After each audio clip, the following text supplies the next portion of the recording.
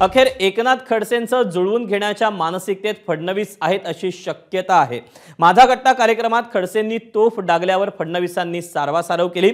भाजप प्रवेशाच्या मुद्द्यावर आपण फुली मारली असं खडसेंनी माझा गट्टावर वक्तव्य केलं होतं। त्यावर खडसेंबाबत केंद्राचा निर्णय मान्यच आहे असं फडणवीसांनी म्हटलं। तसंच गणेशोत्सवानंतर केंद्राशी चर्चेनंतर योग्य तो निर्णय घेतला जाईल असंही फडणवीस म्हणाले। तर खडसेंचं आम्ही फटाके फोडून स्वागत करू असा टोला महाजनांनी लगावला।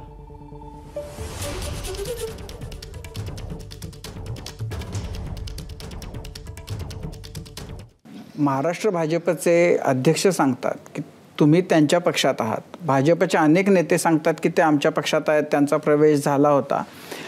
तर हे फार कन्फ्युजिंग आहे।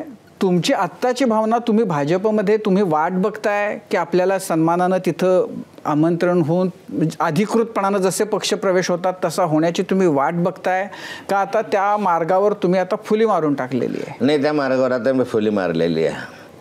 आता इतके दिवस मला राहणं बाहेर, म्हणजे मी प्रवेश घेतो असं तर कधी म्हटलं नव्हतं। मला प्रवेश घ्या असं सांगण्यात आलं म्हणून मी प्रवेशाच्या दृष्टिकोनातून गेलो।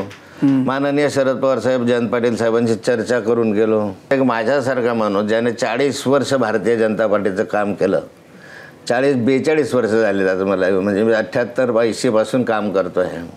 आणि इतके वर्ष काम करून मेहनत करून भारतीय जनता पार्टीला एक चांगलं स्वरूप, बहुजनांच्या मधलं स्वरूप आणलं। सर्व लोक जोडले, महाराष्ट्र पिंजून काढला अनेक वेळा सायकलीवर फिरलो, काय आम्ही चेष्टा सहन केली।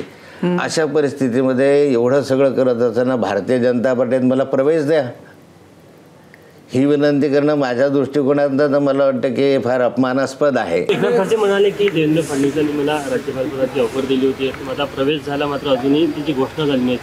ते काय म्हणाले हे मी ऐकलेलं नाही, मात्र त्यांच्या संदर्भात आमच्या केंद्रीय नेतृत्वाने निर्णय घेतलेला आहे। तो निर्णय आम्हाला सर्वांना त्या ठिकाणी मान्यच आहे।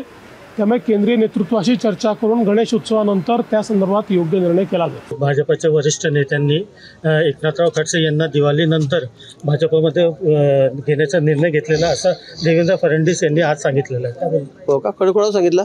आज सांगितलं आहे। चालेल, मग आम्ही फटाके फोडून स्वागत करू। दिवाळीचे फटाके उरलेले असतील आमच्याकडे, त्यावेळेला आम्ही फटाके फोडून त्याचं स्वागत करू। महाराष्ट्रामध्ये कोणाचाच विरोध राहणार नाही असं त्यांनी सांगितलं। बिलकुल, आता देवेंद्रजी सांगितल्यावर काय आमचे नेते सांगतायत तर मग काय कोणाचा विरोध राहील? आम्ही थोडे जास्तीचे फटाके घेऊन ठेवू। एबीपी माझा, उघडा डोळे बघा नीट।